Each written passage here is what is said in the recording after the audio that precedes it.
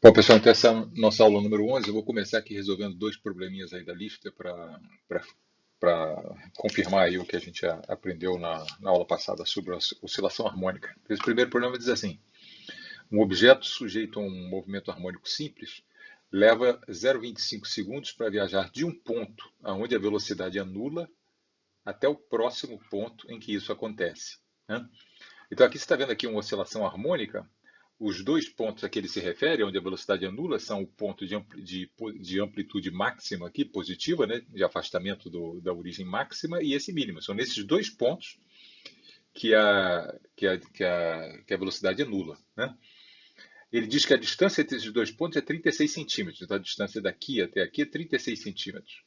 E ele está testando se você entende o que é período, frequência e amplitude. O período não é o tempo para ir daqui até aqui. É o tempo para ir daqui até aqui e depois voltar, né? Então, o período nesse caso aí não é 0,25 segundos, é 0,50 segundos. Tá? Correspondentemente, a frequência, que é o inverso do período, é 2 Hz, né? Duas oscilações por segundo. Né? Isso que significa 2 Hz. E a amplitude do movimento não é a distância daqui até aqui. A amplitude é esse A que está aqui, essa metade aqui, é isso que a gente chama de amplitude, né? É a metade desse 36 centímetros. Então, a expressão correta é essa aqui, né? A amplitude é 18 centímetros, tá bom? Agora, olha esse outro aqui. Nesse outro, ele apresenta um gráfico A contra T e dá vários pontos aqui dentro, né? E ele quer saber o oscilador está fazendo em cada um desses pontos aqui. Mas esse aqui é o gráfico da aceleração, não é a posição, não. Isso é meio confuso no caso da oscilação harmônica, porque todos os gráficos, o de aceleração, o de velocidade e o de posição contra o tempo, são curvas trigonométricas, senoidais. Então, todos eles têm a mesma aparência, né? Então, ele tem que dizer explicitamente o que é. Aí vamos tentar ver se a gente consegue inferir alguma coisa sobre o gráfico a partir do gráfico de A contra T. Eu começo lembrando aqui bom, está aqui o oscilador harmônico, né, que é da coisa, e aqui está o desenho aqui, esse aqui seria o gráfico, só mostrando de maneira geral como é que se relacionam os gráficos de posição, velocidade e aceleração contra o tempo. No eixo horizontal aqui é o tempo, no eixo vertical aqui, dessa curva vermelha, é a posição da partícula, né? Então é um caso genérico aqui. Eu não vou dizer quem é a amplitude, nem quem é a frequência, nem quem é o. Bom, a frequência até você pode inferir aqui, mas enfim, e nem a fase. O ponto é a relação entre posição, velocidade e aceleração. Esse é o gráfico da posição. Essas aí são as amplitudes, né? E o gráfico da velocidade é obtido derivando essa função, né? Então resulta essa coisa que está aqui. A gente discutiu isso na aula passada, né? A derivada do cosseno dá menos seno, e você tem que derivar o argumento ali do cosseno, por isso que aparece um ômega que está aqui. Mas aí é o ponto, essa curva aqui parece muito com aquela ali. É claro, né? Porque isso é um cosseno, isso aqui é um seno, né? Mas a amplitude das velocidades, quer dizer, o valor máximo e mínimo da velocidade, é ômega vezes A. Entende? A velocidade, como a função seno oscila entre menos um e um, a velocidade balança entre menos ômega sobre A e menos ômega sobre A e mais ômega sobre A, né? E a velocidade obtida derivando mais uma vez, ela oscila entre mais ômega 2A e menos ômega 2A, né? E aquela coisa que a gente. Bom, vamos examinar aqui alguns pontos aqui. A gente já fez isso na aula passada, só estou lembrando, né? Nesse instante de tempo por aqui, aqui corresponde aqui na oscilação. Olha só, a posição é a maior posição positiva. Então é essa situação aqui, agora, bem agora, né? E aí você vê que a velocidade é zero, né? E a aceleração é máxima e negativa. Por que ela é máxima e negativa aqui? Porque a mola está mais esticada, né? Então o bicho está sendo puxado para a esquerda, correspondentemente, maior força, maior aceleração, né? Maior aceleração negativa. Corresponde, esse instante tracejado aqui corresponde a essa posição aqui.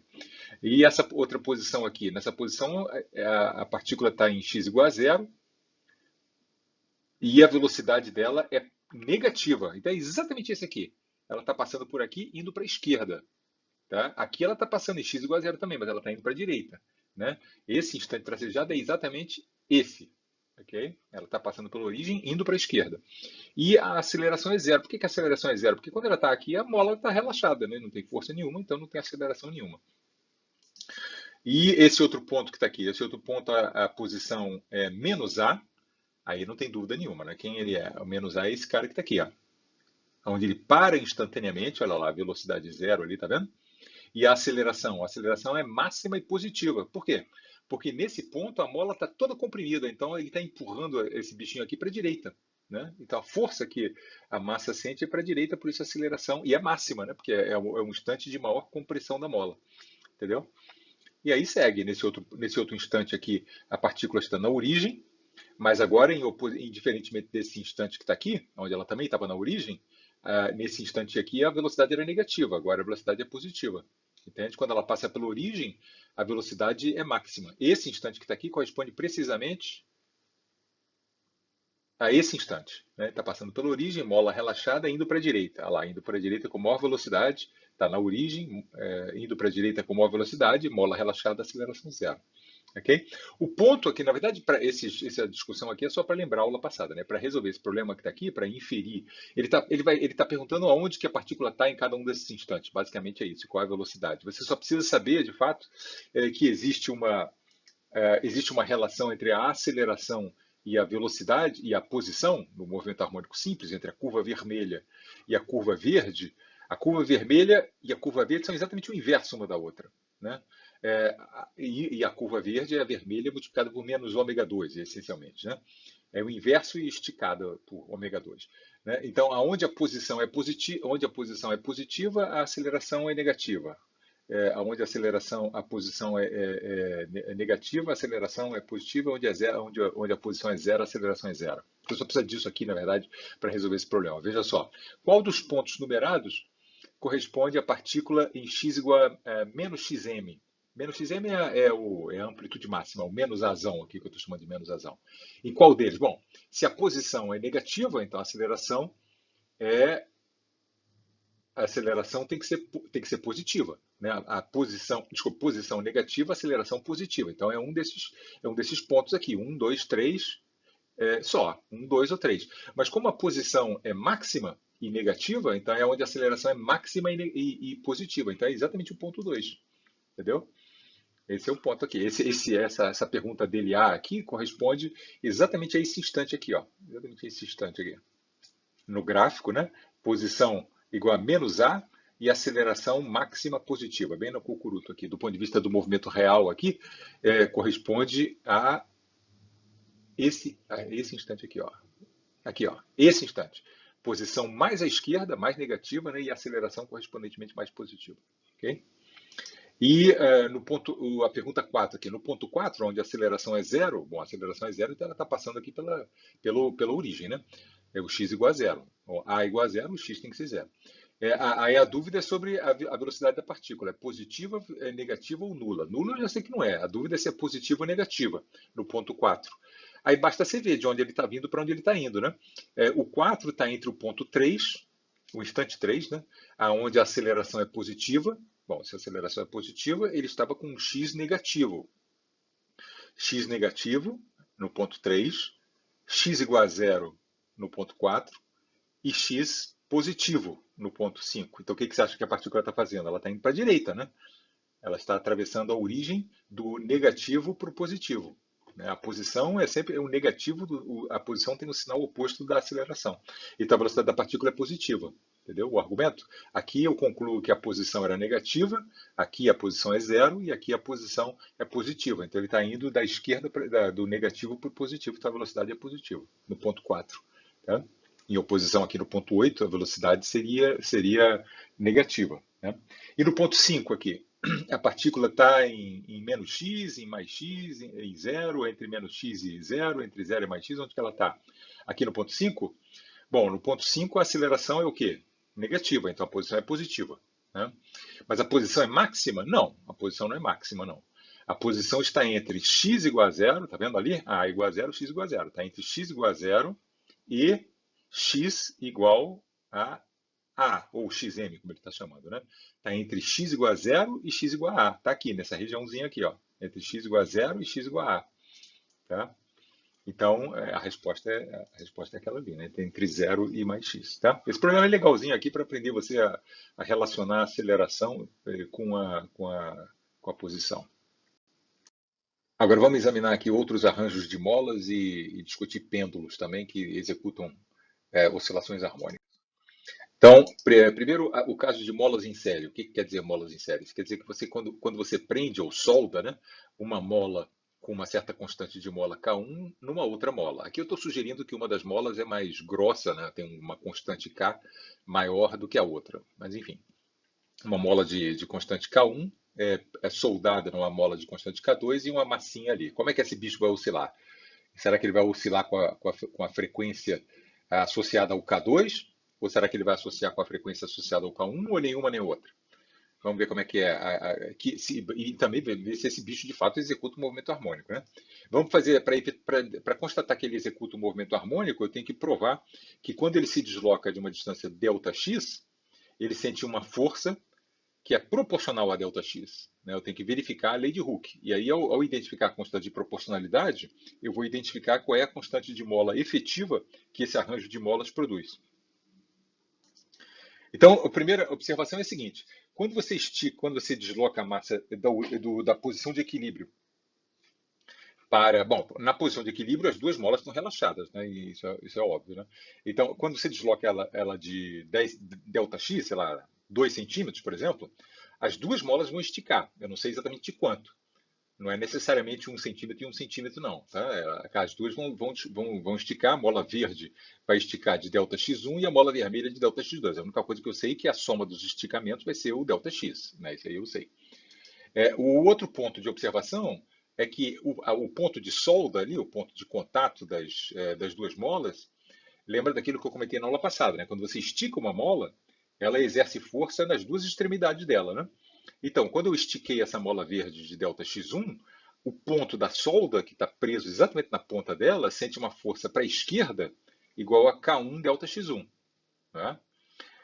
Quando a mola vermelha se esticou também, ela também se esticou, né, de ΔX2, essa ponta aqui da esquerda dela fica puxada para a direita. Né? A mola, quando você estica, ela tende a voltar ao tamanho normal dela. Né? Então, essa extremidade aqui é puxada para a esquerda e essa extremidade aqui da direita é puxada para a direita. Né? K2 ΔX2. Acontece que essas molas ideais, eu não mencionei isso explicitamente, mas molas ideais são supostas não terem massa nenhuma, não terem inércia nenhuma. Né? Então, isso implica que essas duas forças que estão aqui têm que ser iguais, porque elas estão agindo num ponto que não tem massa nenhuma. Né? Lembra que mecânica, né? Um objeto que não tem massa, um corpo que não tem massa, não pode ter força nenhuma agindo sobre ele, né? Porque F igual a ma. Se m é zero, né, o F tem que ser zero também. Então, isso implica que, como supondo que não há inércia nenhuma aí nessas molas, então resulta que essas duas forças têm que empatar. Ok? Então, esse é o fato aqui. Então, você trabalhando aqui com essa equação aqui, com essa igualdade, desculpe, aqui, e com essa coisa que está aqui, e com essa relação, né, ΔX1 mais ΔX2 igual a ΔX, você pode eliminar aqui o ΔX1 em termos do ΔX2, por exemplo, e do ΔX, né, e assim relacionar o ΔX2 com o ΔX.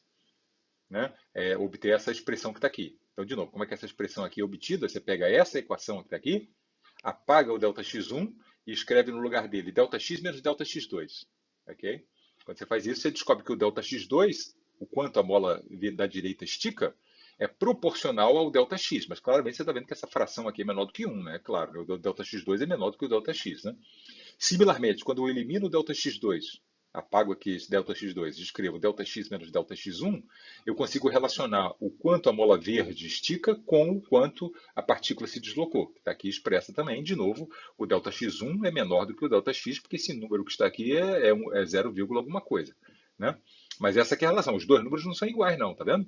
O quanto a mola verde estica é proporcional à dureza da outra mola. E o quanto a mola vermelha estica é proporcional à dureza da mola da outra mola. Tá certo? Ok. É, agora, então, entendido isso, responda para mim. Quem se distende mais quando eu desloco aqui? Imagina, eu desloquei 10 centímetros. Quem que vai deslocar mais? Suponha que essa mola é a dura e essa aqui é a mola leve. Esse K aqui é grandão e esse aqui é pequenininho. Quem se desloca mais? A mola dura, o K1, a mola verde, né? Ou a mola mole aqui, que é a mola vermelha? Quem que tem? O denominador dos dois é igual, né? K1 mais K2, K1 mais K2. O K1 aqui é maior do que o K2, né? Então, o deslocamento da mola, que é a mais fracote, é maior. É meio intuitivo isso, né? Isso aqui é uma mola de trem. Isso aqui é uma mola dessas daquele brinquedinho lá de plástico lá e coisa, né? E você estica, aprende um no outro, e estica, a mola de trem funciona quase como se fosse uma parede, né? Quem estica mesmo é a mola fracote, entendeu? É isso, só que agora você sabe exatamente como, né? Muito bem. Isso aí é a relação do quanto as duas molas, se distendem para cada deslocamento da massa que está na ponta da segunda mola. Ok. E daí? Está aqui de novo o desenho, né? A força que a massa efetivamente recebe quando ela se desloca de ΔX é devido à mola vermelha, porque ele está na ponta da mola vermelha, né? E quando a mola vermelha se distendeu de ΔX2, as duas pontas dela tendem a trazer ela para o comprimento que ela gosta de ficar, né? O comprimento de equilíbrio da mola vermelha. E é essa força que a massa efetivamente sente, né? Porque ela está presa na mola vermelha, ela sente a força que a mola vermelha executa, e é essa que está aqui.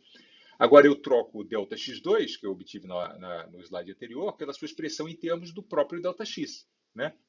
Aí está lá, a relação do slide anterior. Isso me permite concluir que a força que a partícula efetivamente sente é essa que está aqui. É K1 vezes, o ΔX2 é aquilo ali, né? É K1 vezes K2 sobre K1 mais K2 vezes ΔX. O que você conclui aqui dessa expressão? Que quando eu desloco, num arranjo desse, né? Quando eu desloco a massa de 10 centímetros, ela sente uma força que é proporcional a 10 centímetros. Então ela experimenta uma lei de Hooke, de fato. Mas a mola efetiva, digamos assim, que está trabalhando sobre ela, não é nem K1, essa constante aqui não é nem K1 nem K2, é uma mistura dos dois. Entendeu? Aí a pergunta, e o que acontece se uma das molas é muito mais dura do que a outra? Suponha que o K1 é muito maior do que o K2. Aí o que você acha intuitivamente que acontece? Imagina que isso aqui é uma mola de trem e essa aqui é uma mola slick, daquelas de brinquedinho de criança lá, né? Eu já comentei que quando você esticar aqui, quando você puxar aqui, quem vai esticar é a mola 2, né? E aí esse cara vai ficar oscilando. Vai, claro que vai. Ele está sujeito a uma força harmônica, né? Mas com que constante de mola? Olha só, imagina que o K1 é gigante comparado ao K2. Então aqui no denominador, você pode esquecer o K2 frente ao K1, né? E aí quando tem um K1 no denominador e um K1 no numerador que cancelam. Então, a força, praticamente, que ela sente é a constante de mola da vermelha, né? A mola verde de trem funciona como se fosse a parede, né? É intuitivo isso também, né? Mas, de fato, quando as duas constantes são parecidas, né, aí a constante de mola efetiva é dada por essa coisa que está aqui. Esse tipo de arranjo se chama um arranjo em série de molas, né? E esse outro arranjo aqui de mola que também é um pouco confuso aqui. Isso aparece no problema 25. Você tem uma massa aqui sanduichada aqui entre duas molas aqui de constantes de mola diferentes, K1 e K2, uma de cada lado, né? Ele pergunta qual é o período dessas oscilações aí. A primeira dúvida, bom, esse sistema aqui, a mesa aqui onde ele está oscilando não tem atrito, então ele está só sujeito às forças das duas molas, né? Existe uma posição de equilíbrio, certamente existe, né? Não está claro se essas molas aí estão comprimidas ou esticadas, né? Mas certamente existe uma posição de equilíbrio na qual a força que a mola da direita faz é igual à força que a mola da esquerda faz, né? Em alguma posição essa coisa aí vai ficar parada, né? Nessa posição que elas estão paradas, só duas coisas podem acontecer. Ou ela fica parada numa situação onde as duas molas estão comprimidas, porque aí nesse caso aqui ela é empurrada, a massa, né? É empurrada, imagina as duas comprimidas, né? Então essa mola que empurra a massa para a esquerda e essa empurra a massa para a direita. Isso aí poderia empatar, né? E ela empata, quer dizer, essa aqui vai esticando, esticando, esticando, mas ainda comprimida, né?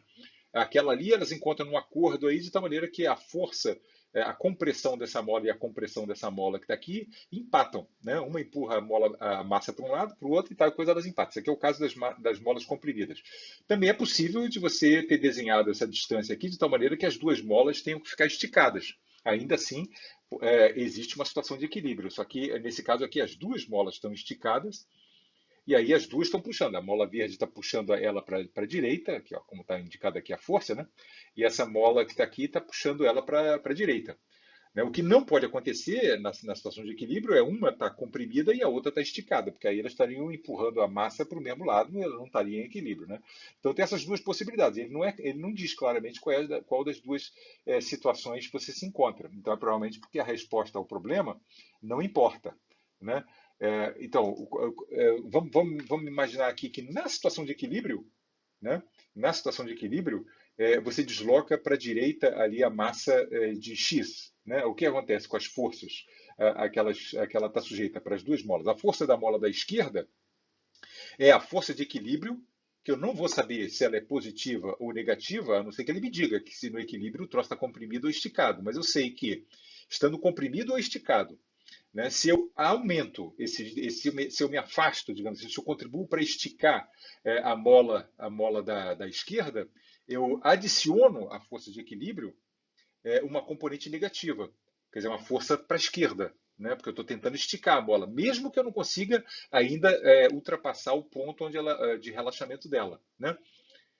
Mesmo que ela esteja comprimida e puxando, desculpa, mesmo que ela esteja esticada, não, desculpe, mesmo que ela esteja comprimida e empurrando ela para a direita em equilíbrio, quando eu movo para a direita, ela fica um pouquinho menos comprimida. Né? Então eu adiciono um termo negativo na força. Né? Pode ser até que esse cara aqui seja positivo, que nem aqui, né? Maior do que esse númerozinho aqui, e a força total que ela sente devido à mola da esquerda seja positiva. Mas tudo bem, mas isso aqui está correto ainda assim. Né? A força que ela vai experimentar da mola K1 é a força que ela esteja sentindo no equilíbrio. Eu não sei se é uma força positiva. Veja que o sentido positivo aqui é para a direita, né? Ou uma força positiva ou negativa, mas seja qual for, ela diminui quando eu desloco para a direita. E, reciprocamente, a força da mola da direita, como o deslocamento é no sentido de comprimir, né, eu contribuo também para a força F aqui, que eu não tenho a menor ideia qual seja, a única coisa que eu sei sobre essa força é que ela é oposta a essa. Né? Se isso aqui é 3 newtons, isso aqui é menos 3 newtons. Se isso aqui é menos 2 newtons, isso aqui é 2 newtons. É a única coisa que eu sei. Né?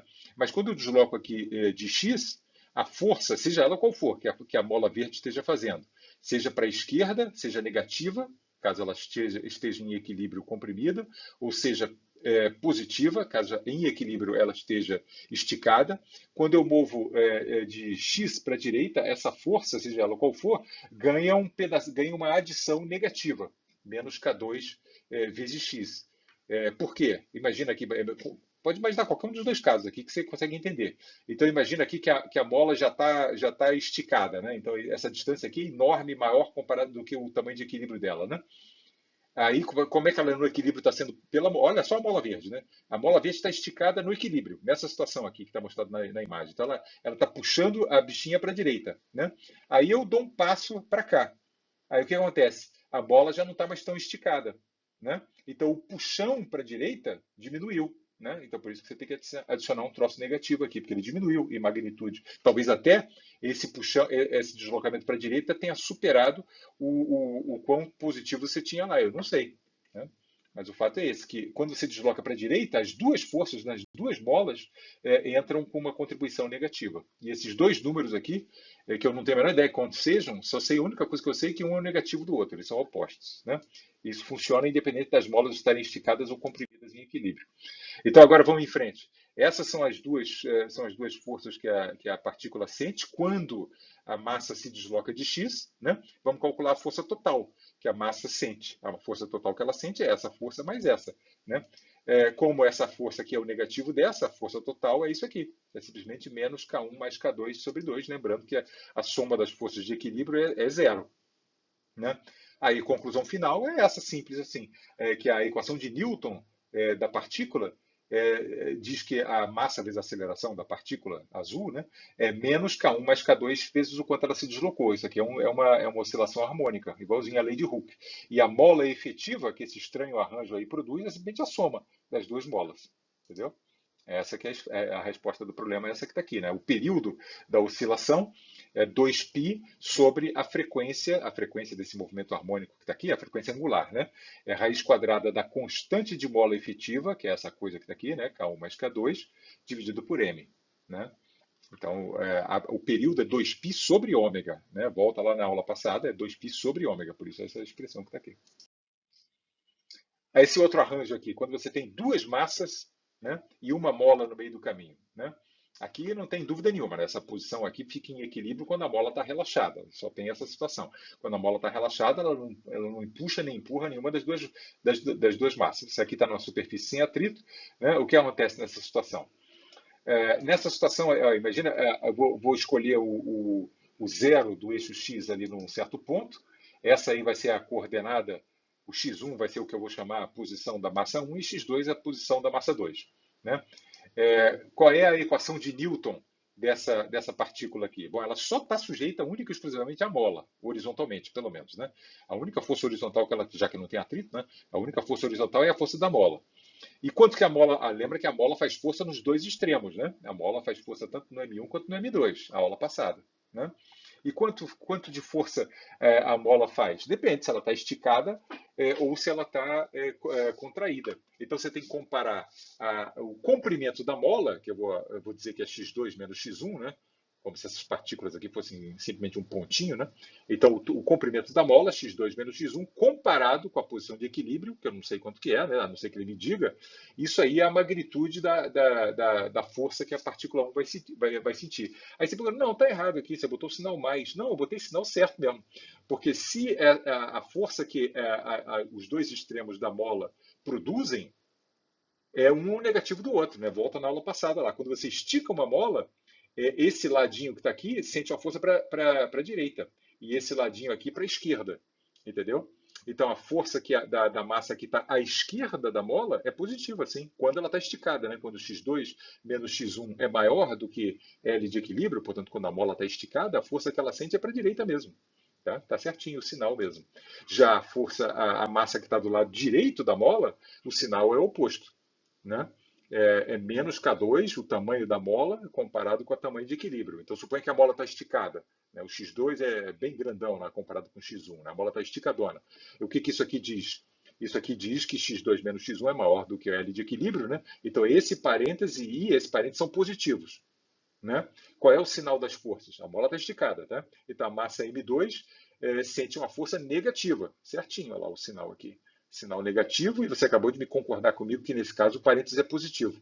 Em oposição, a massa M1 sente uma força positiva. Né? Tá lá, positivo, e você me disse que o parênteses é positivo. Tá certo? Essa que é a equação de Newton das duas partículas. Tá certo?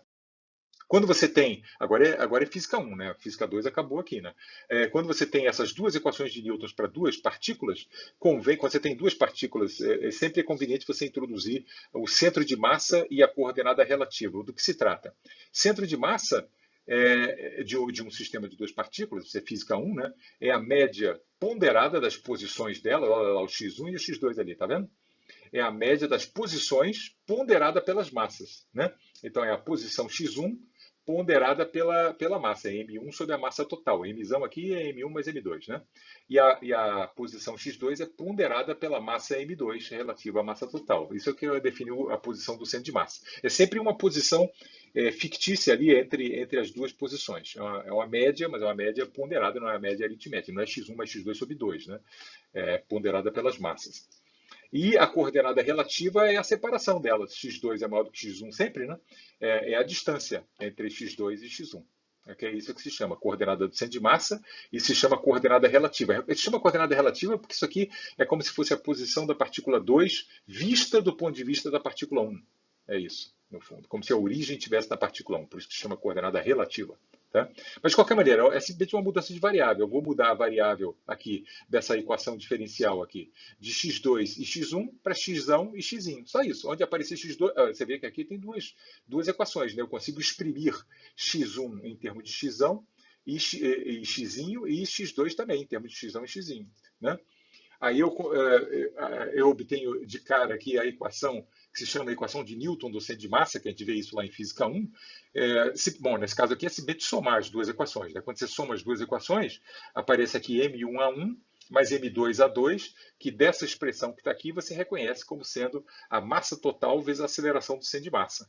Então, isso aí diz que nesse sistema aí, de duas massas conectadas por uma mola, o centro de massa não tem aceleração. O que significa que ele não tem aceleração? Significa que ele está com velocidade constante. Né? Possivelmente velocidade zero, mas se não a velocidade do centro de massa não muda. Né? O centro de massa tem velocidade constante.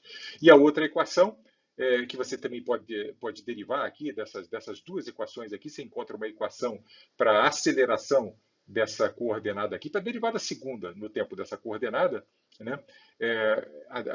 Você encontra essa expressão que está aqui. Que diabos é esse símbolo aqui? Esse símbolo aqui, o K está claro, né? O K aqui é a constante da mola. Né? E o L de equilíbrio, o que é, também está absolutamente claro. A dúvida é o que é esse μ. Esse μ se chama a massa reduzida. M1 vezes M2 sobre M1 mais M2. Esse é o significado desse cara que está aqui. Né? Por exemplo, se as duas massas são iguais, o μ não é igual à massa, não. Olha só, imagina que o M1 é igual a M2. Aí o que você tem aqui em cima? M1 ao quadrado e aqui embaixo 2M1. Né? Então a massa reduzida, nesse caso, é M1 sobre 2. Tá certo? Eita, por que diabo se chama massa reduzida? Porque quando uma massa é muito maior do que a outra, acontece aquele mesmo fenômeno lá, você lembra da constante de mola efetiva, lá no arranjo em série? Quando o M1, suponha que M1 é muito menor do que M2, M2 é pesadão e M1 é levinho. Né? Aí o que acontece aqui embaixo? M1 mais M2, né? Aí M1 mais M2 é M2 praticamente. Né? Se M2 é muito maior do que M1, né? Dá M2. Então você tem M1, M2 sobre M2. Aí a massa pesadona cancela. Então a massa reduzida é sempre muito mais próxima da menor das duas massas. Entendeu? Esse é o nome, a razão do nome massa reduzida. Mas não é exatamente nenhuma nem outra, é uma média aí das duas massas. Enfim. Ok, essas são as duas equações. E essas duas equações de Newton são equivalentes a essas duas. Essa primeira só diz isso, o centro de massa anda com velocidade constante. E essa aqui diz como que a separação entre as duas partículas oscila harmonicamente. Só que, qual é a frequência de oscilação, a frequência angular de oscilação? Não é raiz quadrada de K sobre M1, nem raiz quadrada de K sobre M2. É raiz quadrada de K sobre μ. A separação entre os dois oscila com essa frequência angular aqui. Ok? Se as massas forem iguais, eu já respondi, né? Se as massas forem iguais, o μ ali é m sobre 2. Né? Aí, no caso, a frequência de oscilação, da separação, é raiz quadrada de 2k sobre m. Não é raiz quadrada de k sobre m, não. É a raiz quadrada de 2k sobre m. Tá bom? Se as duas massas forem iguais, né? Senão, você tem que calcular aqui o μ, para saber qual é a frequência com que as duas partículas oscilam. É um caso bem curioso. Olha esse filminho aqui.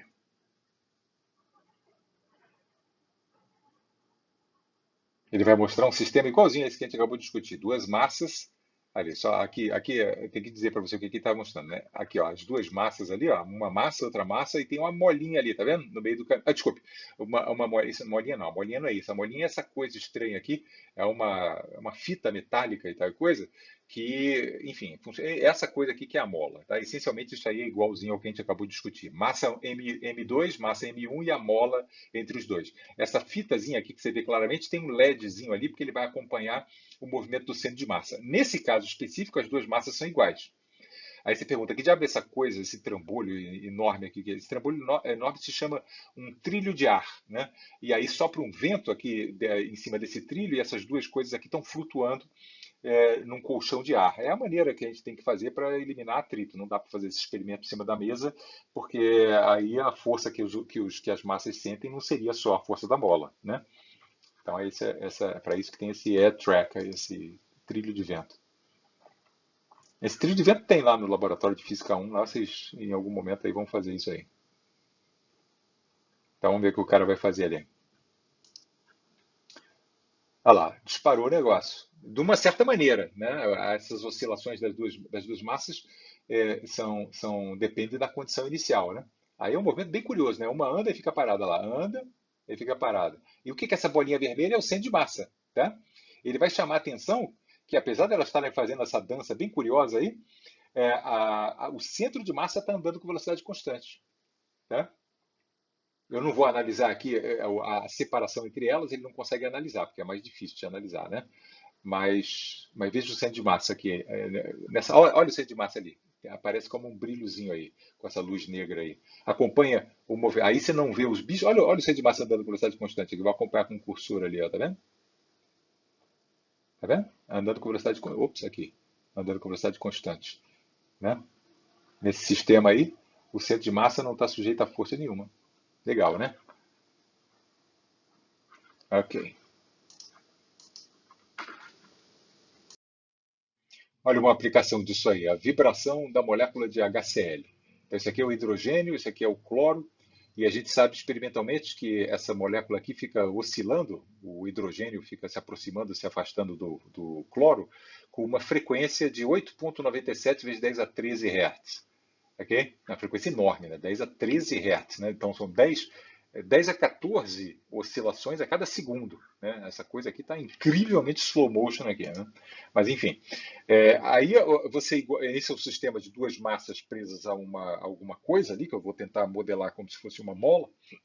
Se você modelar isso dessa forma, aí eu vou perguntar qual é a constante dessa mola.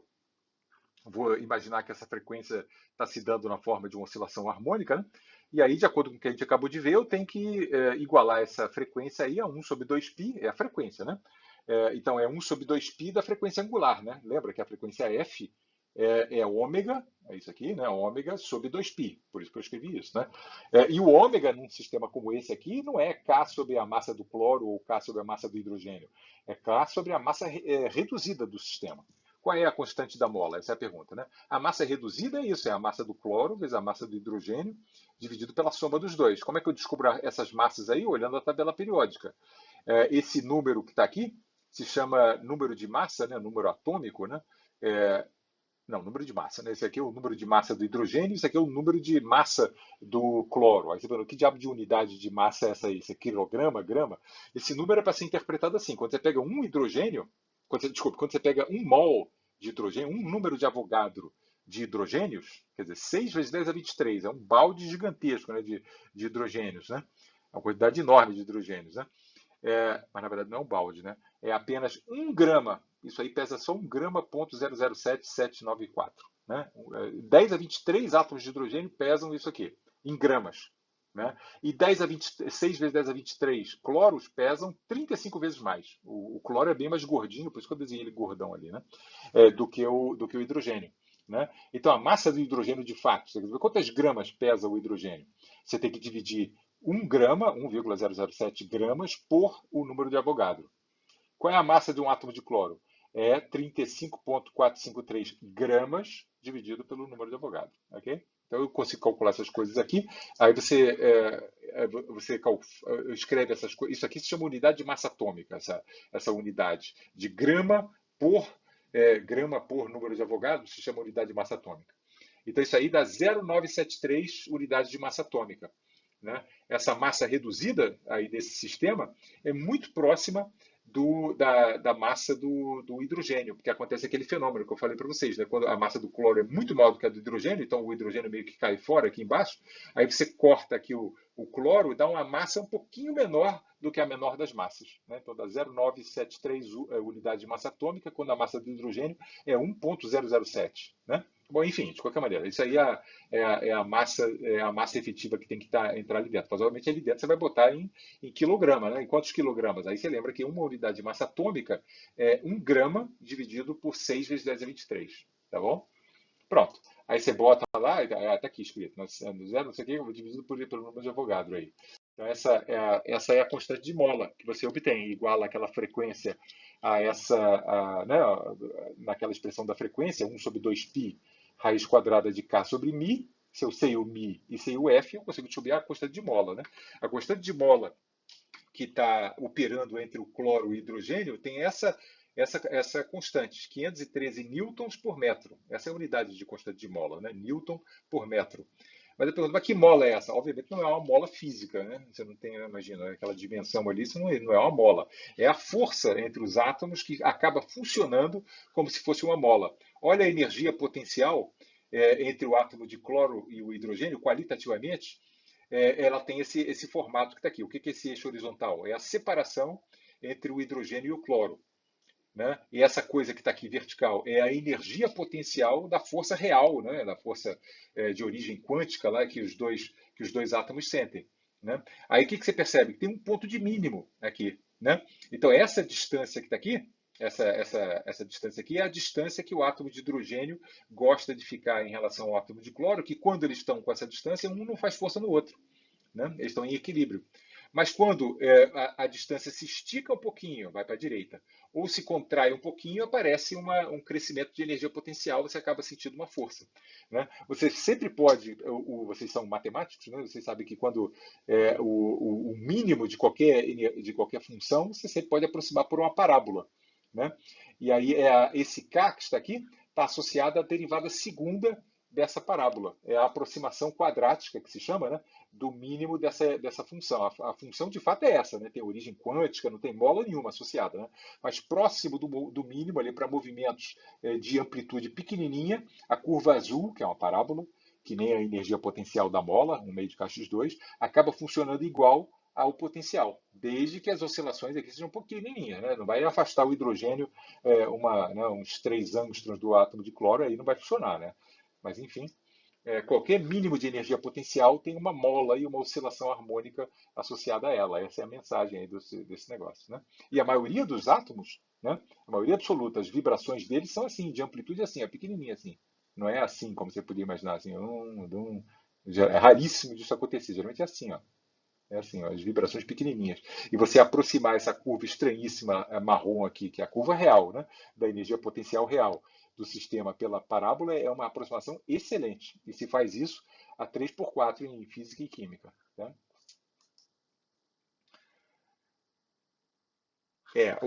A frequência, a respeito da frequência, né? Essa constante de mola que está aqui, que é a constante de mola efetiva entre o hidrogênio e o cloro, se você pregasse uma massa de 100 gramas nessa mola, a frequência dela seria 11,4 Hz. Né? Aí você está vendo aquele fenômeno, né? Que quando a dependência da frequência com a massa da coisa que você bota na ponta da mola. Né? Lembra da aula passada que a frequência de oscilação depende da mola e da massa, mas depende inversamente da raiz quadrada da massa. Né? Então, uma coisa levíssima, que nem átomos, vibram com frequências altíssimas, 10 a 23, ali, desculpe, 10 a 13 né, Hz, que a gente viu. No entanto, se nessa mesma mola, né, ou melhor dizendo, numa mola real, né, de constante de mola igual à mola efetiva da molécula de HCl, você pendurasse uma massinha de 100 gramas, aí a frequência ia ser ridícula, né, 11,4 Hz. Né? 11 oscilações por segundo, ao passo que o hidrogênio e o cloro fazem 10 a 13 oscilações por segundo, na mesma mola. Okay? Eu espero, pelo amor de Deus, que você tenha entendido que não existe uma mola entre os átomos. Tá? Isso aqui é uma força de origem quântica que pode ser representada efetivamente como se fosse uma mola. Tá? Por favor. Agora sobre pêndulos. Isso aqui é o que se chama de um pêndulo simples, é simplesmente uma massa presa a um barbante ou uma hastezinha, desde que a massa da haste aqui seja desprezível frente à massa da coisinha. Se chama pêndulo simples. Tá? E pêndulo físico é isso aqui. Isso aí é um pêndulo físico. É uma barra, né? É uma barra extensa que você prende num eixo em torno do qual ele oscila. Entendeu? Tá bom? Pêndulo simples, desculpe aqui, pêndulo simples, a massa presa tipicamente é um fio, né? O único problema é que um fio você não consegue ir além da posição horizontal, né? E isso aqui é um pêndulo físico, ok? Muito bem. A equação do pêndulo simples. Está ali o pêndulo simples, né? Esse ponto aqui está pregado ali na parede, tem um fio e tem uma massa M ali. Né? Vamos ver as forças a que ele está sujeito. Eu coloco o meu sistema, o movimento é no plano da página aqui. Né? É um movimento, é um arco de círculo, né? Essa distância desse ponto até a massa é mantida constante pelo fio, né? E esse é o sistema de coordenadas que eu vou usar. As forças. Mecânica é assim, né? Você tem que identificar com as suas forças. A força a Terra está puxando ele para baixo e o fio está puxando ele na direção da origem. Fio só puxa, fio não empurra, né? A haste pode puxar e empurrar, mas fio só puxa. Né? Então, nesse caso aqui, são as duas forças, só isso, o fio e a Terra. Né? A equação, essa é o vetor posição, da massa, né? É o vetor que vai da origem que você escolheu até a massa em questão. E esse vetor vermelho fica sambando aqui, ó, dessa forma que está aqui. O módulo do vetor vermelho nunca se altera, ele é o tamanho do fio, né? A velocidade da partícula é tangente à trajetória é um arco de círculo, e caso a partícula, nesse instante fotografado, estivesse subindo, o vetor velocidade seria para lá. Se ele estivesse descendo, o vetor velocidade seria para baixo, dessa forma, igual e oposto, mas para baixo. A equação de movimento. A força total que age sobre a partícula é a massa vezes a aceleração dela, né? Você pode manipular aqui essa equação aqui de maneira a obter uma equação para o ângulo que o fio faz com a vertical. Da equação de Newton, você é capaz de mostrar, não vou mostrar aqui, né? Mas no curso de mecânica lá a gente mostra, no curso de mecânica para física, né? A gente mostra, no curso de física 2 para o curso de física, né? Na disciplina de física 2 para o curso de física. Você pode mostrar que essa equação se traduz nessa equação aqui para o ângulo θ, que está ali. A derivada segunda, veja que o ângulo θ muda no tempo, né? O θ igual a zero é aqui quando a partícula está aqui embaixo, θ igual a, sei lá, 45 graus, a partícula estaria aqui, θ igual a 90 graus, a partícula estaria ali, e θs negativos para cá, ó, θ igual a menos 30 graus, θ igual a menos 45 graus e tal coisa, né? Cada θ você sabe exatamente onde é que está a partícula. Então, o θ serve de coordenada para você saber onde é que está a partícula. E a derivada segunda da função de θ, o θ fica balançando, negativo, zero, positivo. Positivo diminuindo, zero, negativo crescendo, tá? A coisa fica fazendo assim, né?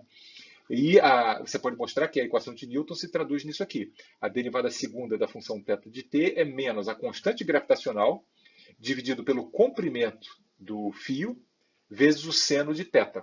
Essa que se chama a equação do pêndulo simples. Tá? Bom, essa equação que está aí, ela não é a equação que produz uma oscilação harmônica. Por que não é? Porque para produzir a equação de uma oscilação harmônica, a derivada segunda da função tem que ser proporcional à própria função. E no caso ali não é, né? Você viu ali na equação que a derivada segunda do θ não é proporcional ao θ, é proporcional ao seno de θ. No entanto, olha a curva seno de θ aqui. Isso aqui é x e a curva vermelha é simplesmente seno x. Cálculo 1. Seno x é isso aqui. Né? Seno de x em radiano aqui, né? A função seno de x é essa. Você percebe que a função seno de x, numa região razoavelmente grande ali em torno da origem, ela é muito bem aproximada por uma curva linear, por uma rampinha linear. Né? Durante esses valores pequenos aqui, o x tem que ser pequeno, né? O argumento do seno, melhor dizendo, tem que ser pequeno. Quando o argumento de seno é pequeno, você pode aproximar a função seno de x por x, na verdade, exatamente por x. Né? E nesse limite aí, a curva vermelha seria o lado direito da equação de Newton, ali da equação do pêndulo simples. Né? Você pode ir trocando, se você for capaz de justificar, trocar o seno de θ por θ, dizendo o θ vai ser muito pequenininho, o valor da magnitude do θ vai ser menor do que 0,5. 0,5 o quê? Radianos, né? Que corresponde, na prática, a 28 graus, mais ou menos. O θ nunca vai ser maior do que 28 graus, aí, nesse caso, aquele seno θ lá da sua equação, essa é a sua equação do slide anterior. Só que em vez de escrever a derivada segunda daquela maneira, eu escrevi da maneira como a gente gosta de escrever, botando dois pontinhos ali. Isso aqui significa a derivada segunda em relação ao tempo da função θ de t. Essa é a equação completa. Né? Caso o θ seja pequenininho, aí eu posso trocar o seno θ por θ. Aí olha a mágica que acontece. Isso aí vira menos g sobre L θ. Olha a equação. Derivada segunda do θ é menos uma constante, que nem o K, né, da lei de Hooke, vezes o θ. Então, essa equação aí mostra que o θ de t, para oscilações de pêndulo com amplitudes pequenas, ela funciona como uma oscilação harmônica. A solução dessa equação aqui, ó, θ dos pontos igual a essa, né, é uma oscilação harmônica. Né? Foi isso que a gente mostrou na aula passada. Né? Tá? É uma oscilação harmônica, com amplitude, com frequência bem definida e com fase. Né? A amplitude e a fase decididas pelo momento que você solta o objeto, e a frequência decidida pela constante de mola, digamos assim, que é essa coisa que está aqui. Né? A frequência ao quadrado ali é o g sobre L. A frequência angular de oscilação do pêndulo para amplitudes pequenas de oscilação do pêndulo. Né? É a raiz quadrada de 9,8 metros por segundo ao quadrado, dividido pelo comprimento do pêndulo. Entendeu? Essa que é assim que um pêndulo se comporta. Então a resposta à pergunta: um pêndulo executa oscilação harmônica? A resposta é apenas quando a amplitude angular do movimento é pequena. Quando isso acontece, você vê que o ângulo do pêndulo oscila exatamente como uma função harmônica, como uma função dessa, isso aqui que eu quero dizer, uma função harmônica como uma função cossenoidal. Aí você fala, e com que frequência? Com uma frequência angular igual a raiz quadrada de g sobre o comprimento do pêndulo. Okay? O período é 2π sobre o ômega, né? Lembra da aula passada? Então é 2π sobre a raiz quadrada de L sobre G. Né? Então o G é G, né? G você não pode mexer nele, né? 9,8. Mas o que o comprimento do pêndulo faz com relação ao período? O comprimento do pêndulo faz com um pêndulo comprido. O que você acha? Como é que ele vai balançar? Um L grandão vai ter um período grande. Né? Então, pêndulos grandões oscilam bem assim, bem lerdões. Assim. Pêndulos grandões, né? Imagina um pêndulo preso lá em cima, assim, um fio enorme, ele oscila assim. E um pêndulo pequenininho, aí ele oscila nervosinho, assim, né? Com uma frequência de oscilação, um pêndulo pequenininho, ó, preso aqui, ó, imagina aqui, ó, o pêndulo assim, ó, tum, tum, tum, ele oscila bem rapidinho. Quanto maior o comprimento do pêndulo, mais lerdo ele é, entende? Mais a frequência dele, mais precisamente, né, a frequência de oscilação harmônica dele se torna maior. Quanto maior o L, maior o período. Okay?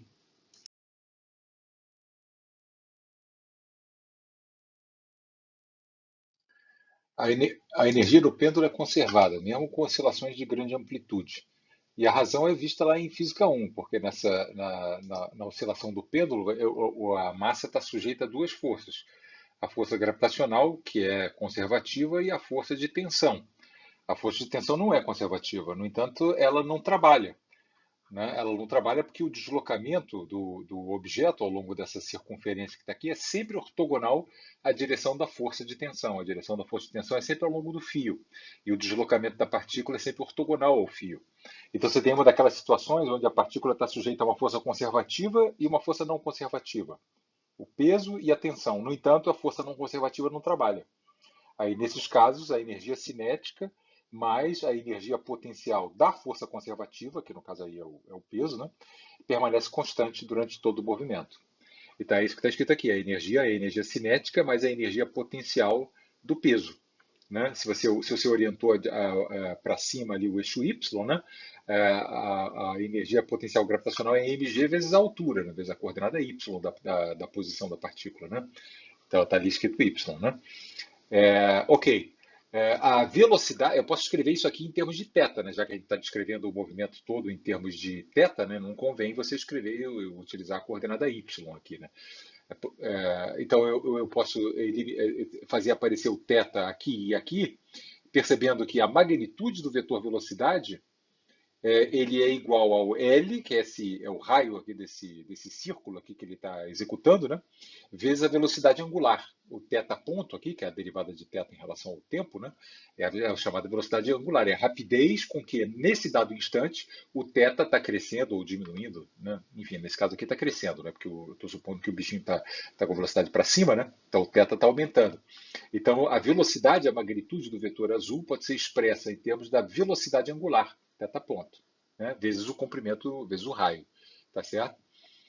Ok, então, e o y que aparece aqui, eu posso escrever, y é isso aqui, né? Essa coordenada y, a posição aqui, né? O x é isso aqui, o x positivo é essa distância que está aqui. E o y desse cara que está aqui é essa distância que está aqui, tomada negativamente, né? Porque é para baixo da direção positiva do y, né? Então o y nesse caso é menos L cosseno θ. Por quê? Porque eu estou projetando aqui, isso aqui é L, né? Aí, ó, olha esse triângulo retângulo aqui, ó. Tá vendo esse triângulo retângulo aqui? Esse cateto que está aqui é L cosseno θ.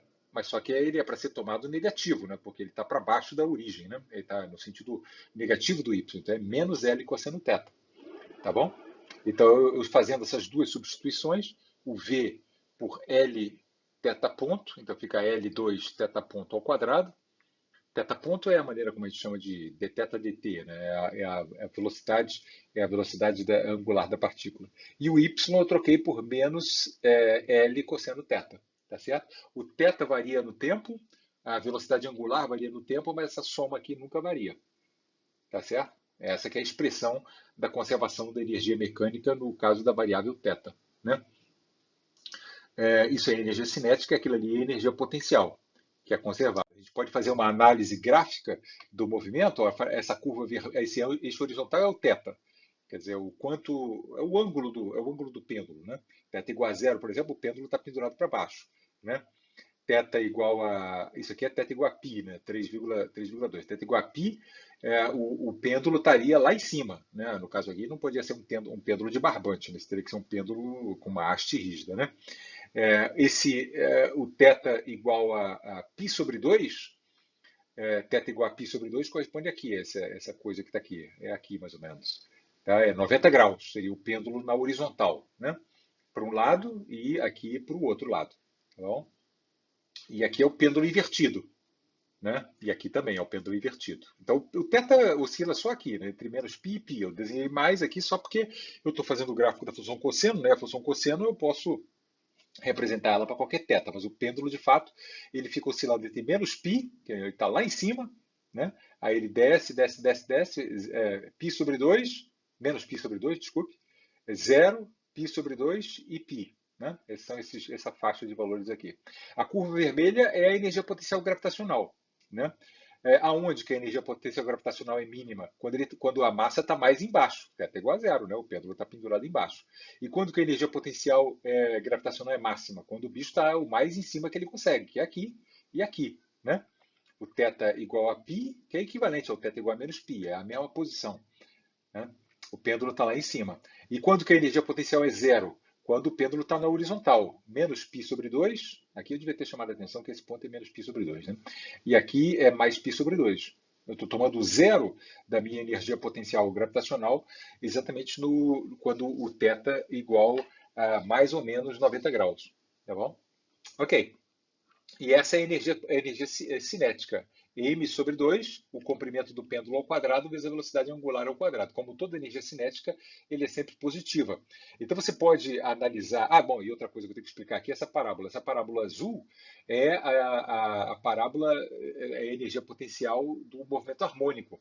Né? Você vê que, de fato, a energia potencial real, né, do pêndulo não é uma parábola, mas é muito aproximadamente uma parábola, como você está vendo, para oscilações pequenininhas, em torno de zero. Né? Desde que a amplitude de oscilação não seja muito maior do que 30 ou menos 30, né, como a gente viu, aí o comportamento oscilatório do pêndulo é muito parecido com o comportamento do oscilador harmônico. Essa que é essa curva azul pretende representar aí. Aquela coisa que a gente viu agora há pouco, né, da molécula de HCl, né, qualquer mínimo de energia potencial pode passar uma parábola que funciona muito bem, desde que você esteja razoavelmente próximo do mínimo. Né? Essa aqui esse domínio daqui de tetas, ó, entre mais ou menos como a gente viu no slide anterior, de menos 30 até mais 30, né, é o comportamento harmônico do pêndulo. Né, para amplitudes maiores do que essa, aí o pêndulo já se comporta de maneira diferente de uma oscilação harmônica. Se a energia, se o valor da energia constante, que é decidida pela maneira como você solta o pêndulo, né? Quanto que você puxou o pêndulo? Eu puxei 10 graus e soltei. Aí, nesse caso aí, o movimento vai ficar oscilando assim, né? Aqui, nesse caso aqui, eu puxei aqui dessa quantidade aqui, sei lá, um pouquinho mais do que π sobre 2 e soltei. Aí o movimento é praticamente um movimento harmônico, né? É praticamente um movimento harmônico. A distância entre o valor da energia constante e o gráfico da energia potencial é o valor da energia cinética. Né? Então, o θ, né, vai ficar oscilando desse ponto, o que vale é a curva vermelha, de fato. Né? A azul é só uma aproximação. Vai ficar oscilando desse θ negativo até esse θ negativo. Como é que eu sei? Porque nesses dois pontos a energia cinética é zero. É quando ele inverte o movimento. Né? Aí ele oscila entre. Esses são chamados pontos de retorno. Né? Pontos de retorno. Aí a pergunta aqui: qual é a velocidade no ponto mais baixo, θ igual a zero, que faz o pêndulo girar sem oscilar? Quer dizer, faz o pêndulo ficar girando loucamente assim, sem ficar balançando. Né? Bom, enfim, que velocidade lá embaixo você tem que ter? Ora, para ele para ele não ter ponto de retorno nenhum, em nenhum momento ele parar o pêndulo, né? Porque o pêndulo que está fazendo assim, ele tem por característica que a velocidade angular dele nunca se altera. Né? Então, para isso acontecer, a energia total do movimento tem que estar acima do cume daquelas montanhazinhas ali. Né? Tem que ser um pouquinho acima. Esse é o requerimento. Né? Então, a energia cinética que ele tem que ter, olha aqui, em θ igual a zero, isso que ele está perguntando, né? A energia cinética tem que ser maior do que esse tanto que está aqui. Quanto que vale isso aqui? Né? Essa curva que está aqui, a curva vermelha aqui, ela é mgl para baixo e mgl para cima. Né? Então, essa distância daqui até aqui em cima, em energia, é 2 mgl. Ok?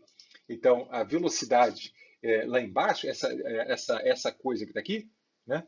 Ela tem que ser igual a 2 mgl. Tá certo? Essa coisa aí tem que ser. Desculpe, essa energia cinética aqui tem que ser igual a 2 mgl. E aí você traduzindo, reconhecendo que L2 θ ponto ao quadrado é a velocidade, né? Eu vou escrever a velocidade mesmo, não podia escrever a velocidade angular, mas eu perguntei a velocidade, né?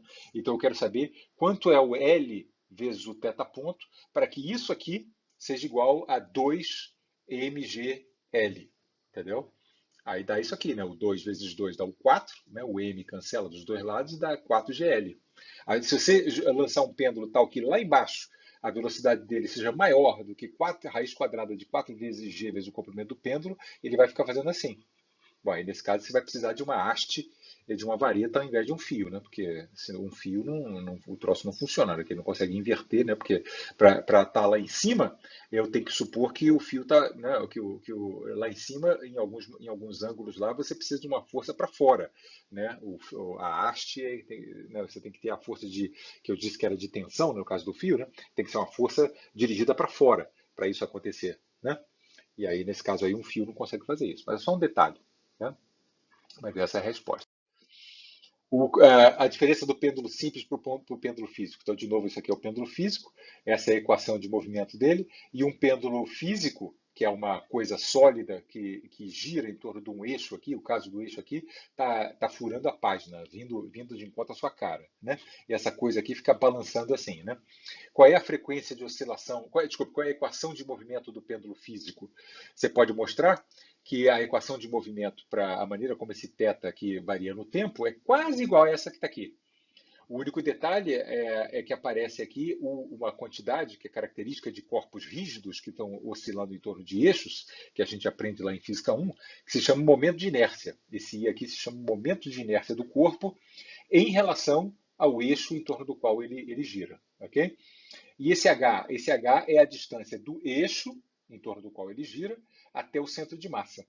Ok? Então, essas são as duas coisas que são diferentes aqui em relação ao pêndulo físico. Contrariamente, você pode dizer, não, mas ele depende da massa aqui do pêndulo físico e o pêndulo simples não depende. Na verdade, não depende da massa, não.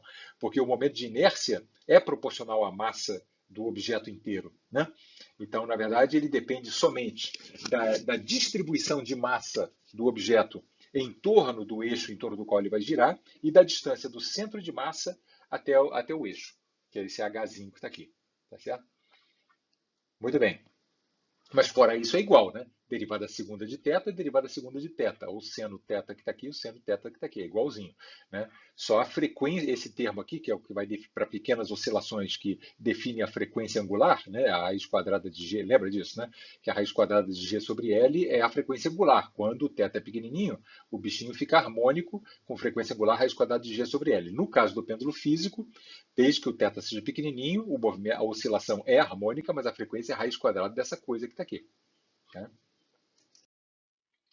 Olha aqui uma oscilação de uma barra. Eu estou lembrando vocês do teorema dos eixos paralelos. Uma barra, que nem aquela do filmezinho do cara. Né? O cara pegou uma barra, que nem uma régua, né? E botou para oscilar em torno de um ponto, de um eixo lá que passava pelo extremo dela. Vamos calcular o momento de inércia da barra em relação ao extremo. Em relação a um eixo que passa o centro de massa de uma barra homogênea, está bem no meio da barra. Né? Então, em relação, se a barra fosse girar em torno desse eixo aqui, o momento de inércia dela é a massa da barra vezes o comprimento L total da barra, ao quadrado sobre 12. Esse seria o momento de inércia. O momento de inércia a uma distância d, se ao invés de em relação a esse eixo, a barra oscila em relação a esse eixo, oscila aqui no plano da página, né? A oscilação aqui, você pode imaginar. Bom, a barra é fina aí, tanto faz, né? Mas você pode imaginar concretamente que o eixo está saindo da página em direção a você ou que o eixo é ao longo dessa linha tracejada, tanto faz, dá na mesma. Né? O que for mais fácil. Se a barra estiver oscilando em torno desse eixo aqui, né?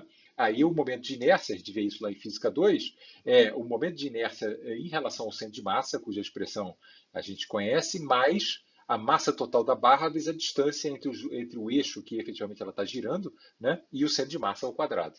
Né? Então, para aquela barra lá do filmezinho do cara, ela estava oscilando em relação ao eixo que passava pelo extremo. Né?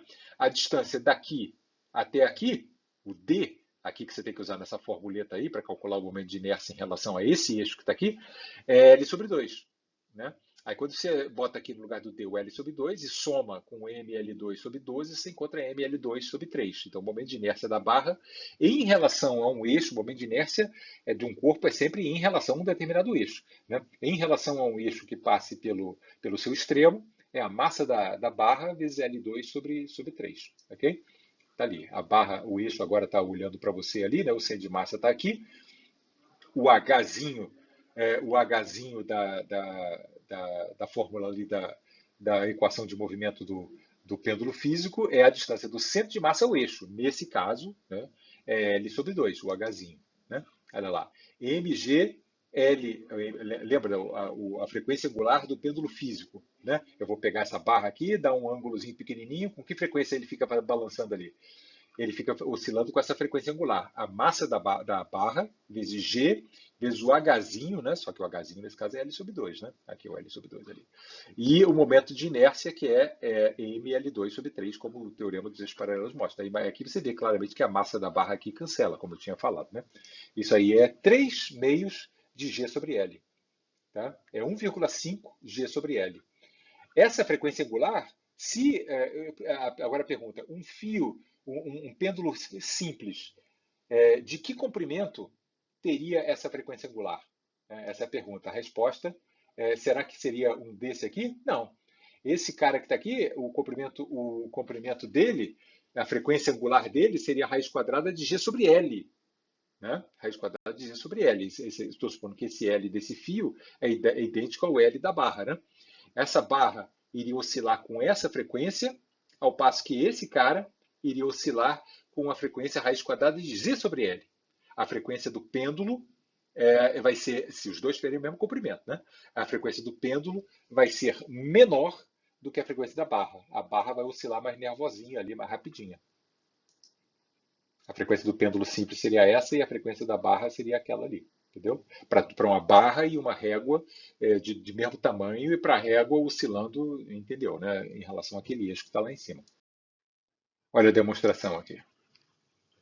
Olha lá, o cara vai pegar olha a barra aqui, tá vendo aqui a barra? Ó. Olha o L aqui, tá vendo? Esse é o L aqui. Vai fazer um pêndulo igualzinho, né? Mesmo comprimento. A minha previsão é essa, a frequência angular dessa barra de oscilação, né, de balançada aqui da barra, vai ser raiz quadrada de 1,5, 3 meios, né? Raiz quadrada de 1,5 G sobre L. Ao passo que esse pêndulo vai ser raiz quadrada de G sobre L. Tá? Então a frequência da barra de oscilação é prevista ser maior. Quão maior? Raiz quadrada de 1,5. Raiz quadrada de 1,5 não é muita coisa, mas é. Aqui, vamos ver aqui quanto que dá a raiz quadrada de 1,5 é igual a 1,22. Então a frequência de oscilação da barra vai ser 22% maior do que a do pêndulo. Vamos ver. É isso que ele está explicando aí. Ela soltou os dois iguaizinhos. Olha aí, olha como a barra está oscilando bem mais, com uma frequência maior, né, do que a do pêndulo aí.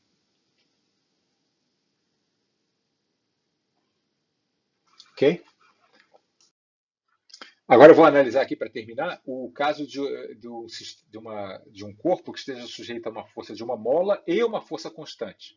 Você lembra na aula passada que tinha uns aplicativos lá onde a massa estava pendurada na vertical, né? Ela estava pendurada na vertical. Sempre que você tem uma situação como essa, a massa está sujeita à força da mola e ao peso, né? Então é esse tipo de situação que eu vou analisar agora, né? Um corpo sujeito a uma força de uma mola, uma lei de Hooke, né? E em adição a isso uma força constante. O caso mais interessante é o caso da.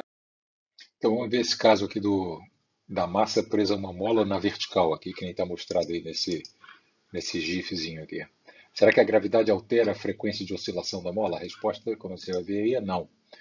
Então vamos escrever a equação de Newton para essa massa aí. Essa massa aí, eu vou escolher como origem a posição onde a mola está relaxada, tá? De tal maneira que a força da mola fica escrita simplesmente como menos kx, tá bom? E em adição à força da mola tem a força peso, menos mg, porque eu estou tomando o sentido positivo para cima. Né? Massa vezes aceleração do corpo é a soma das forças que agem sobre ele. Tá? Aí você já percebe imediatamente aqui desse lado direito aqui da força, você pergunta assim, em que posição a força é zero? Não é em x igual a zero, que é a posição da mola relaxada. Na verdade, é em x igual a menos mg sobre k. É nessa posição onde o peso e a mola estão, o peso está puxando para baixo e a mola está esticada, puxando para cima, os dois estão exatamente empatados. Né? Eu vou mostrar para vocês agora que o que acontece com o peso é simplesmente isso, que como o peso age no sentido de esticar a mola, tudo que se passa é que a oscilação harmônica acontece não em torno da mola relaxada, mas em torno da mola esticada, em torno dessa posição que está aqui. Né? O bichinho ali oscila, olha aqui, a expressão que você pode mostrar que é a solução geral dessa equação de movimento, dessa equação de Newton, é essa que está aqui, uma oscilação harmônica em torno de menos mg sobre k. Então, esses dois pontos tracejados aqui são os pontos de maior descida e maior subida da mola, da massa. Né? Esse ponto aqui seria A seria esse pré-fator aqui da oscilação harmônica, ou a amplitude, né? A menos mg sobre K até menos E, menos A em menos mg sobre K. É isso que essa solução aqui apresenta. Mas como é que eu mostro que é isso realmente que acontece? Você substitui esse x aqui dentro, e a aceleração correspondente, você deriva duas vezes essa expressão, igualzinho a gente fez lá para comprovar que a oscilação harmônica era a solução da equação de Newton com apenas a mola, igualzinho. Você deriva duas vezes essa expressão e quando você deriva uma vez já a constante aqui desaparece, né? Porque a derivada de uma constante em relação ao tempo é zero. Né? Então você bota essa expressão da aceleração ali, essa expressão de x ali, eu vou deixar para você fazer a conta, você vai ver que isso aqui de fato é a solução, é a trajetória do movimento, desde que esse ômega seja exatamente o ômega que existiria somente com a mola. Entendeu? Raiz quadrada de K sobre M. Então a resposta é essa, a gravidade não altera o ômega. Tá certo? O bichinho fica oscilando em torno de uma posição onde a mola está esticada. Né? E que posição? A posição mg sobre K abaixo, né? Nesse caso aqui, abaixo da posição da mola relaxada. Okay? E o que mudaria se a massa estivesse em cima da mola? Aí, nesse caso aqui, o peso age para comprimir a mola. Né? Aí a única diferença é que a oscilação se daria mg sobre K abaixo, quer dizer, com a mola comprimida, melhor dizendo, de mg sobre K. Aqui nesse caso aqui, a oscilação acontece em torno da posição onde a mola está esticada de mg sobre K. Né? Porque nesse caso aqui o peso estica a mola, né? E nesse caso aqui o peso comprime a mola, mas é idêntico. A frequência de oscilação nesse caso e nesse é absolutamente idêntica, que seria idêntica ao caso da mola estar na horizontal. Tá? Isso aí continua tudo como antes. Vamos analisar aqui a conservação de energia. Bom, nesse caso, você tem a energia total se escreve como energia cinética, são duas forças que estão agindo sobre a partícula. A força da mola, que é a conservativa, cuja a energia potencial é essa que está aqui, lembrando que eu escolhi x igual a zero como sendo a mola relaxada, né? Por isso que a energia cinética, a energia potencial elástica se escreve dessa forma. E a energia potencial gravitacional, que é mgy, né? Eu escolhi o x para cima, né? mgx, desculpe. Né? Então, a energia cinética mais a energia potencial da mola mais a energia potencial gravitacional, que são as duas forças conservativas que estão agindo sobre o negócio, permanece constante. O x varia, né? O x varia e a velocidade varia, mas essa soma não varia nunca. Tá? Vamos fazer o gráfico aqui dessa função que está aqui e analisar qualitativamente o movimento aqui. Ó. Os dois gráficos são esse aqui. Esse aqui é a parábola, o meio de kx2, e isso aqui é o gráfico linear mgx. Né? O eixo horizontal está o x e no eixo vertical está a energia potencial, né? Energia. O que acontece quando você soma uma parábola com uma função linear? Você obtém uma parábola aqui. Você pode mostrar que a soma desses dois termos pode ser escrito como esse termo que está aqui, que é interpretado como sendo uma parábola centrada em menos mg sobre k, né, com o valor zero aqui dessa parábola aqui, é em x igual a menos mg sobre k, que é exatamente a posição de equilíbrio. Né? Mas você tem que descontar um fator. Por quê? Porque aparece esse termo aqui ao quadrado, não existe aqui no original, né? Então você tem que botar isso aqui para que essa soma desses dois termos fique igual ao que você de fato tem que ter, né? E aí o gráfico agora fica fácil de fazer. Isso aqui é uma parábola igualzinha, né? A concavidade da parábola é idêntica à parábola, essa parábola verde que está aqui, só que ela está deslocada de menos mg sobre k, entendeu? E deslocada para a esquerda de menos mg sobre k e deslocada para baixo em energia, né, dessa quantidade que está aqui, tá bom? Esse ponto que está aqui é menos mg sobre k, né? E o valor do mínimo dessa energia potencial aí é, na verdade, esse valor que está aqui. Né? É isso que esse é o menos mg sobre k, e aqui não está indicado, né? Mas o valor da energia potencial quando x igual a menos mg sobre k, isso aqui é zero, né? Dá exatamente essa coisa que está aqui. E o que acontece? Agora pergunta, o que acontece se você soltar a massa em repouso de x igual a zero? Vamos interpretar aqui, está aqui, né? X igual a zero. Qual vai ser a energia cinética inicial? Zero? Ah, bom, então a energia total vai ser igual a zero. Né? O objeto vai ficar oscilando daqui até aqui. Ó. Energia cinética, lembra sempre? A energia constante seria essa aqui, horizontal. Né? Então a energia cinética seria essa alturazinha que está aqui. Né? Então a energia cinética seria máxima ali naquela posição menos mg sobre k, e seria zero no ponto onde você largou, e zero e menos 2 mg sobre k.